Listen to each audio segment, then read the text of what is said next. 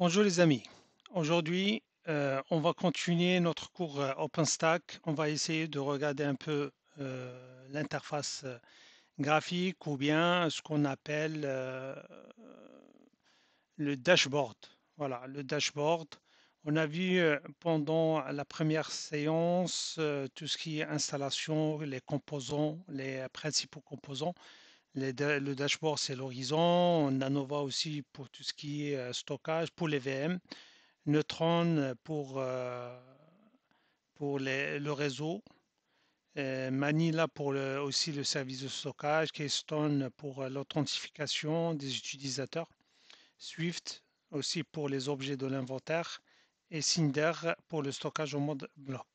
On peut bien sûr ajouter d'autres composants si on veut par exemple faire un peu de l'orchestration, la haute disponibilité, on peut ajouter Hit pour l'orchestration.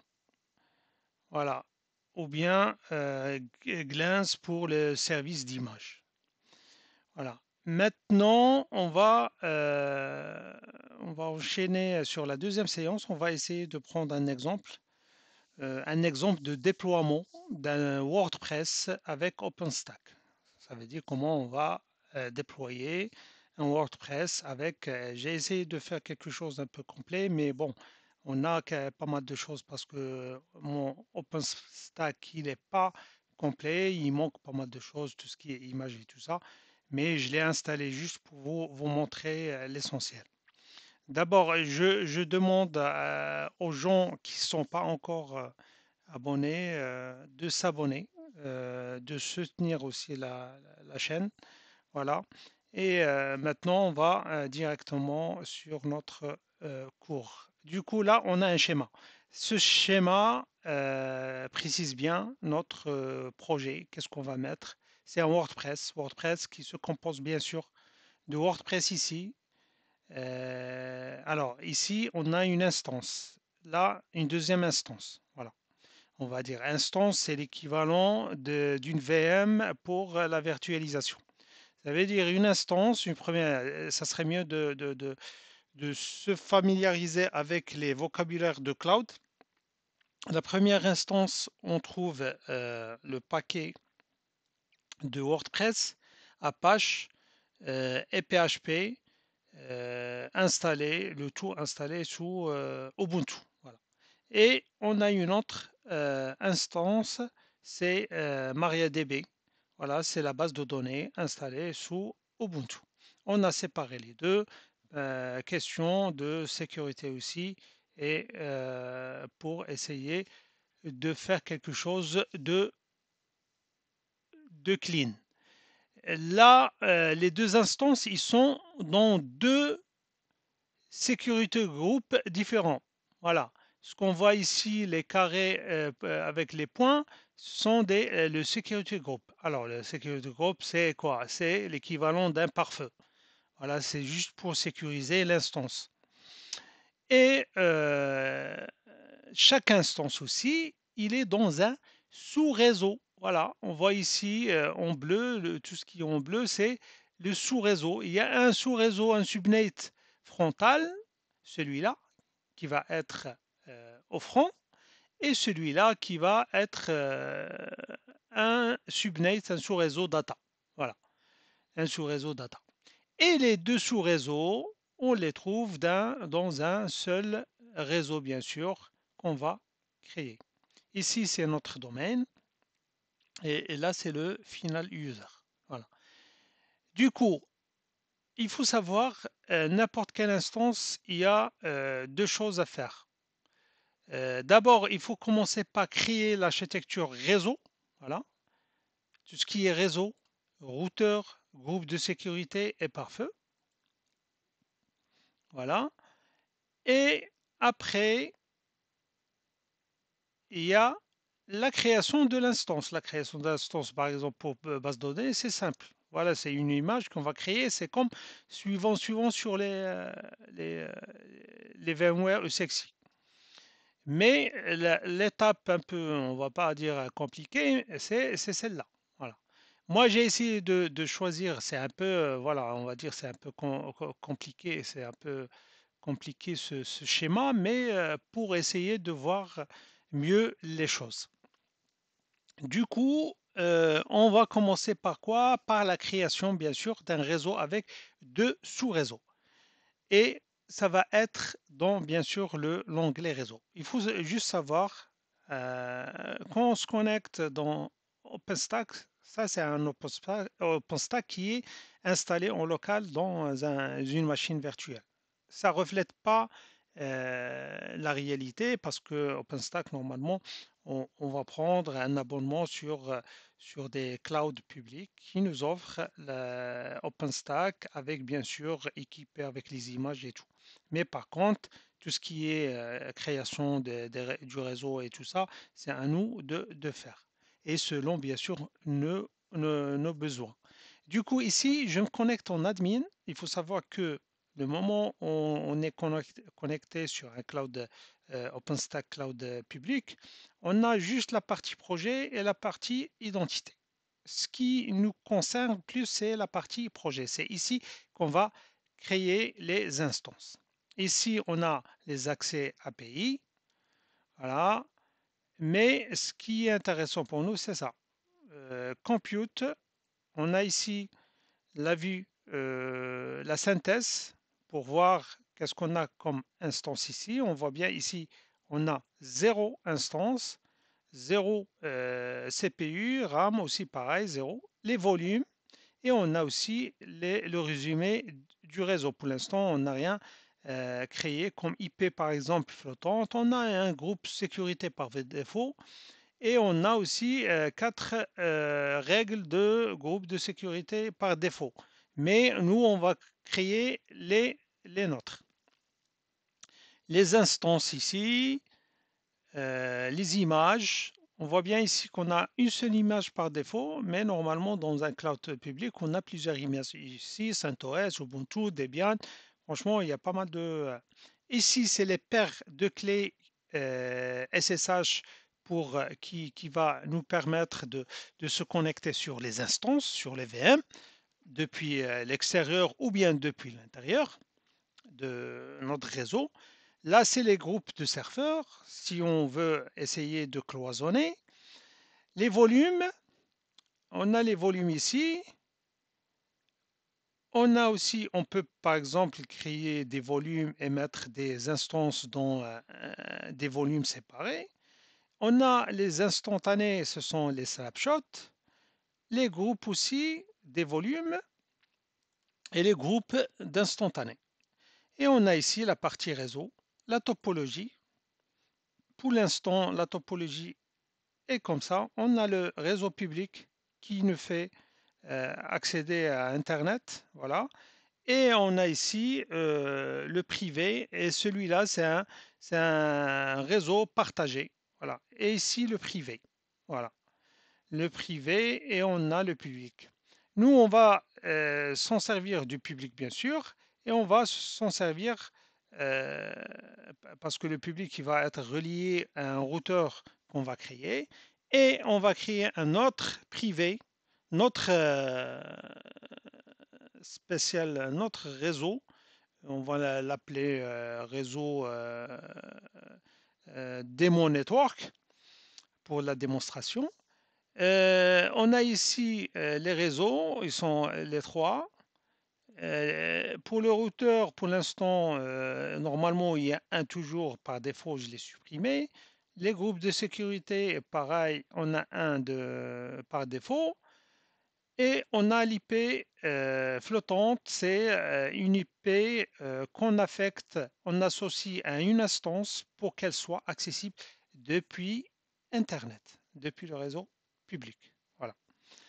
Et du coup, on va commencer directement par la création d'un réseau Demo Network. On va dans l'onglet Réseau, dans Réseau. Ici, on va faire Créer réseau. On va faire Demo-Network. Voilà. État administratif actif, bien sûr. Et ici, partager, créer un sous-réseau. Et ici, on va créer un sous-réseau et bien sûr, indication zone de disponibilité. On va passer directement, alors réseau, partager, créer un sous-réseau de disponibilité. Qu'est-ce qu'ils disent ici? Zone de disponibilité des agents. D'accord, ça c'est au cas où on a plusieurs zones. Là, on est sur la même zone. Sous-réseau ici, le sous-réseau qu'on va d'abord créer, c'est le sous-réseau Front Network. C'est celui-là qui est en frontal. Voilà, on l'appelle Front-Network. Pour le réseau, on va mettre le 10.0.0.0/24. Voilà. Et ici, c'est la passerelle. On va prendre point 1. Voilà, point 1. Et ici, pour le détail, on va désactiver ici le DHCP. On va utiliser des adresses statiques. Et ce qui est normal, tout à fait normal pour les serveurs. N'importe quel serveur, normalement, il doit être en statique. Et ici, pour le DNS, il faut quand même, si bien sûr on a un DNS dans notre infra, il faut le saisir. Sinon, on va mettre le DNS de Google. Et on fait créer. Et directement, on va voir notre démon network ici avec le réseau 10.0.0.0/24. Après, on va dans modifier. Alors, dans créer, ouais, on clique ici et on crée un autre sous-réseau. L'autre sous-réseau, ça va être un second, ça va être data-network. Pareil ici, ça va être en 10.1.0.0/24 et la passerelle, ça sera point 1.0.1. Et ici, on désactive bien sûr le DHCP, on met notre, notre DNS et on fait créer. Du coup, on a créé, bien sûr, si on vient ici, on a créé notre réseau Demon Network avec deux sous-réseaux. Ils sont là, Data Network et Front Network. Si on vient dans la topologie, pareil, on va voir notre réseau, il est là, Demo Network, avec deux sous-réseaux. Pardon. Et du coup, après, on va passer à la création de deux ports pour nos deux instances. Bien sûr, les deux instances, il faut un port, bien sûr, de chaque côté. Alors, toujours dans réseau, on clique sur notre réseau démon network et ici dans port. On voit qu'on a déjà un port qui a été déjà créé. On va faire créer un port. On choisit bien sûr ici IP fixe et on va mettre 10.0.0.10. Ça, c'est le port pour notre instance frontale. Voilà, normalement, on n'a pas besoin de... Parce que là, il faut juste voir qu'on a aussi ici l'étoile bleue. Ça veut dire cette case, elle est obligatoire à mettre. On fait créer et on voit que notre port, il est créé. On va faire pareil pour un second un second port. Toujours IP fixe. Et ça sera, voilà, 10.1.0. Ça, c'est pour le port pour l'instance de data qui est en interne. Du coup, là, on fait créer. Voilà. Là, on a créé, euh, on a créé le réseau, bien sûr, notre réseau ici, et les sous-réseaux frontal et data, et les deux ports. Voilà. Maintenant, on va créer, bien sûr, le routeur. Le routeur, voilà, qui va relier, bien sûr, notre réseau avec le réseau public. Routeur, voilà. Du coup, dans l'onglet routeur, et on fait créer. On va bien sûr nommer routeur externe, routeur externe, routeur, parce qu'on peut avoir des routeurs en interne aussi. Un routeur, c'est un équipement qui fait la relation entre deux réseaux, soit un réseau public et un réseau privé, soit deux réseaux privés. Et du coup, ici, on sélectionne bien sûr, il sera lié, il sera activé lié au réseau public.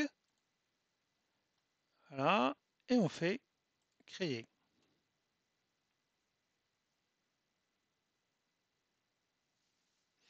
Voilà, il est créé. Si on revient dans notre topologie de réseau, on va voir notre routeur qui est lié au réseau public. Voilà, qui va faire le lien qui va nous laisser sortir vers le réseau public. Maintenant, on va, quoi? On va ajouter les interfaces au routeur pour qu'ils soient connectés à nos deux sous-réseaux, bien sûr. Ici, on va ajouter une première interface. On sélectionne, tac, tac, tac, on sélectionne les deux réseaux, ils sont où? Alors, oui, voilà, on va sélectionner le frontal. Pas besoin ici, il va le prendre automatiquement. On a pris le frontal. Voilà, on voit bien qu'il y a une liaison ici. On va revenir dans topologie. Voilà, on a lié le frontal parce qu'ici on a un réseau avec deux sous-réseaux, frontal et backend, frontal et data. Et on ajoute aussi le deuxième, ajouter une interface et on va lier. Tout à l'heure on a lié le frontal, maintenant c'est data. Voilà, envoyer. Et on aura deux liaisons ici dans le schéma. Voilà, tout ça c'est juste pour qu'elles soient, les deux instances soient accessibles depuis Internet. Du coup, maintenant, on va passer, bien sûr, puisqu'on a créé les routeurs, on a ajouté les interfaces. Maintenant, on va créer les groupes de sécurité, deux groupes de sécurité pour les deux instances. Les groupes de sécurité, ce sont des firewalls, voilà, des pare-feux. Du coup, on fait créer, voilà, et on va appeler dans onglet groupe de sécurité, créer un groupe de sécurité, voilà, SG-front. Ça veut dire SG Security Group frontal, qui va nous permettre d'accéder au web et au SSH à notre instance frontale WordPress. Voilà. Et créer. Ajouter après une règle, bien sûr. On va ajouter notre groupe sécurité, il est créé. On va ajouter on a deux règles déjà qui sont là, qui laissent passer tout, depuis tout. Voilà, mais il faut quand même un peu de la sécurité. Du coup, on va ajouter une règle qui concerne SSH, voilà, pour pouvoir prendre la main à distance. Et depuis le groupe,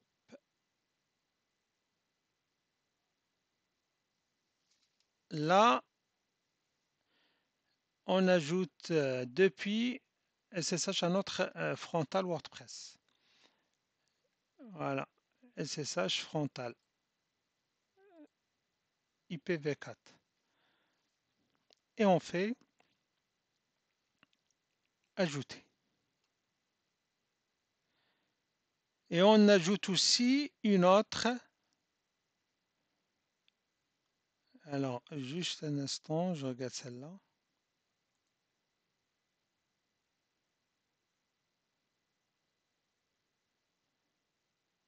On va la supprimer pour voir. On va faire SSH et non, d'accord. Non, on va laisser comme ça. On choisit pas maintenant le groupe de sécurité. Ça sera SSH depuis tout. Voilà. Et on fait ajouter.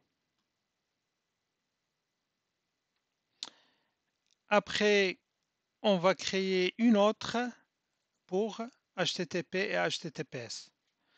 On va créer deux autres. Ici, HTTP, voilà, on laisse de tout ajouter et une autre HTTPS.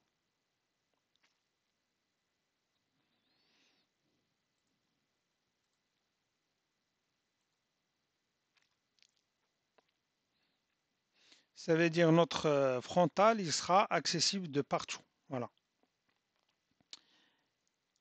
Après, on va créer un second groupe de sécurité. On vient ici et on va créer un autre. On va l'appeler CG Data, c'est ça? Ouais. Et on fait créer. Après, on va créer une règle SSH. SSH, mais juste depuis le réseau front. Voilà. Ici, on va, ça sera juste depuis. Ça veut dire, cette règle, elle va être appliquée à l'instance data, MariaDB, la base de données. Du coup, on ne peut pas se permettre d'accéder depuis Internet. On va l'accéder juste depuis le frontal. Et on fait ajouter. Et on crée aussi une règle MySQL, toujours depuis, bien sûr, le groupe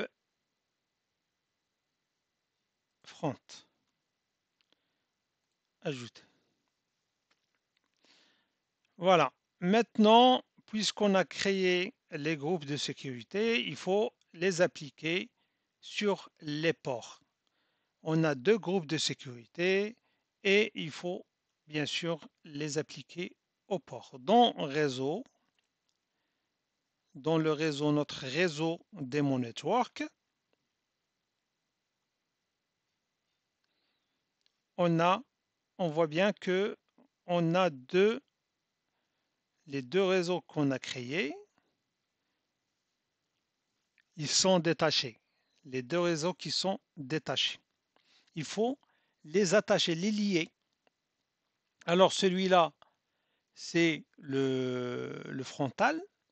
Si on fait ici éditer,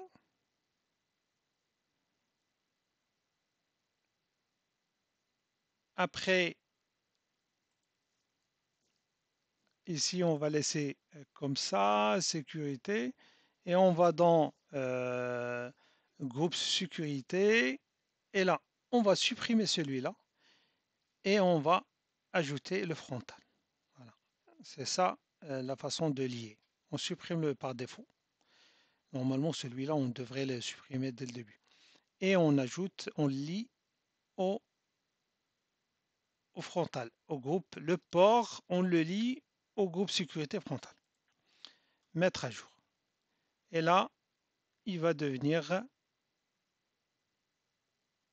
là, il reste, il reste. Alors, on va actualiser. Il reste celui-là qui est détaché aussi. On va éditer et on vient ici et on va supprimer celui-là et on va ajouter le data.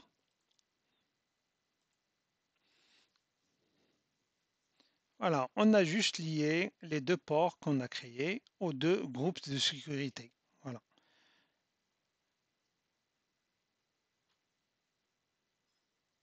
Voilà ce qu'on a fait ici dans la partie groupe de sécurité, lier les CG au port.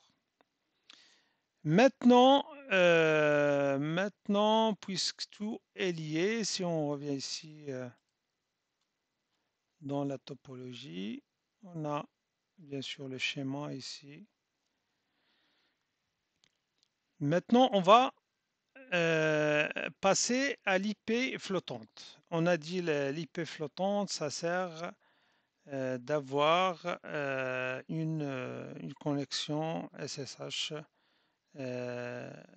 depuis un réseau public, depuis Internet par exemple. Et du coup, c'est simple. Dans IP flottante, ajouter une adresse IP au projet. Allouer une adresse IP au projet. Voilà. Ici, on va choisir bien sûr public. Nom DNS, description, c'est pas obligatoire. Et on fait allocation. Et ça va être créé automatiquement. Voilà. Ici, on a une adresse publique qui va nous permettre, bien sûr, de se connecter, depuis un réseau public. Pardon. Il faut maintenant associer l'IP au port frontal. Voilà. Là, on va faire associer et on va choisir ici le port frontal, c'est celui-là. L'autre, c'est du data.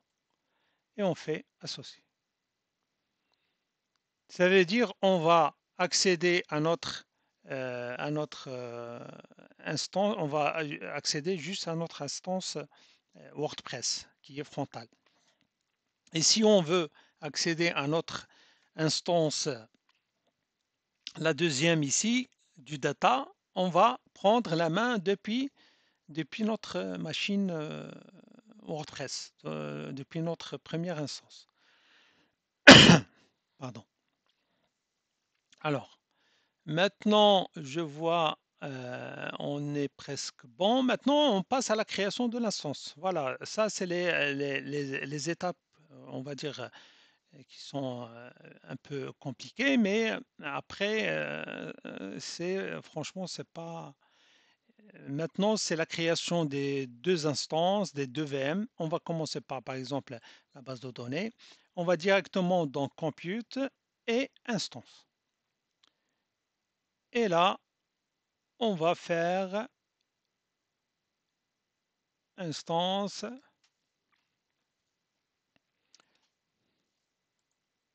lancer une instance. Lancer une instance. Ici, il faut nommer bien sûr. Alors, franchement, j'ai un peu le serveur qui n'a pas beaucoup de RAM. Alors, lancer une instance. Démon. Le nom ici, par exemple, on va commencer par la base de données. On va mettre instance-db, base de données. La description comme vous voulez. La zone de disponibilité pour l'instant, on n'a que Nova, bien sûr. Nombre 1. et on fait suivant ou sinon on passe directement dans source. On voit bien qu'ici, il indique l'étoile, ça veut dire ce sont des cases qui sont obligatoires. Dans source, c'est l'image. Mais du coup, ici, il faut choisir les images. Normalement, dans le cloud public, on a ici une liste d'images qui est disponible. Tout ce qui est Ubuntu, Debian, CentOS, ce qu'on veut. Voilà. Et par exemple ici, pour mon lab, franchement, c'est compliqué d'ajouter parce que déjà, il me reste plus de stockage au niveau de la machine. Du coup, on a ici une image qui est par défaut. On va l'ajouter pour tester. Normalement, on devrait ajouter une Ubuntu. Voilà. Ici, on va l'ajouter comme ça. C'est fait. Et après, voilà, c'est ajouté ici. Et après, euh, gabarit. Et ici, on va choisir les configurations, tout ce qui est RAM et les gigas, par exemple. On va prendre une de 20 gigas avec 2 gigas de RAM, avec voilà, un CPU. Et on clique ici pour choisir. Après, dans le réseau, normalement, on n'a rien à faire. On laisse comme ça. Du coup, on peut par exemple, bien sûr, choisir le démo network et dans le port, ici, on va choisir afficher. Voilà, ce que j'ai fait ici, bien sûr, port réseau. On va ouvrir pour voir. On a démo network. Voilà les deux. Démo network. Alors, donc réseau, normalement, je regarde juste.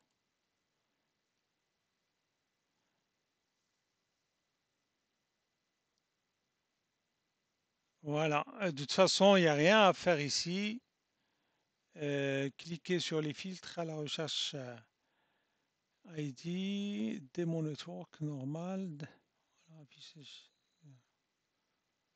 On peut les ajouter les deux. Voilà.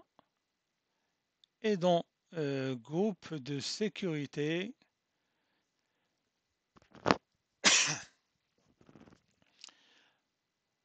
on a bien sûr pour le DB, base de données, on va choisir bien sûr la groupe sécurité data. Voilà. Après, il reste le key pair. On peut créer une paire de clés. On va l'appeler par exemple mykey-db par exemple. Et ici, on choisit clé SSH. Et là, on crée une paire de clés. On copie bien sûr la clé privée et on fait terminer. Ici, la configuration. Alors, dans la configuration, ce sont des fichiers qu'on importe. Ils sont voilà, des fichiers, des scripts IML pour la construction de la base de données. On importe le script ici et après directement on fait lancer instance. Voilà, on lance l'instance. Si on regarde ici, voilà, il est en cours.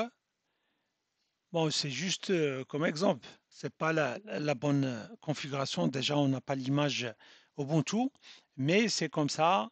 Après, on peut cliquer pour voir. Voilà, pour voir, on a une vue d'ensemble. Voilà toute la configuration, on a les spécifications, l'adresse. Notre adresse, ça c'est l'adresse interne et externe. Et le groupe de sécurité. Et pour l'interface, pareil, les interfaces. Le journal ici pour voir les logs où on est au niveau démarrage. La console pour se connecter. Voilà, on voit bien ici notre console. Et il y a les logs aussi. Et c'est pareil pour la deuxième instance. Ça sera pareil. Il n'y a pas de... on apporte bien sûr... ce qui va un peu changer, c'est juste le script pour construire l'image WordPress. Voilà.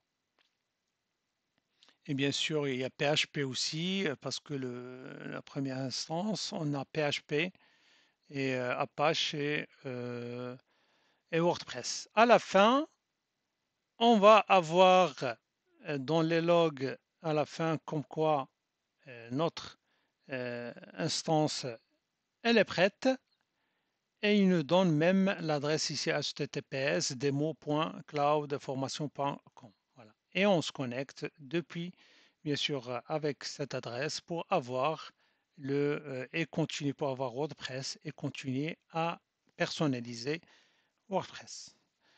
Voilà, notre cours normalement est fini. C'était un peu bref.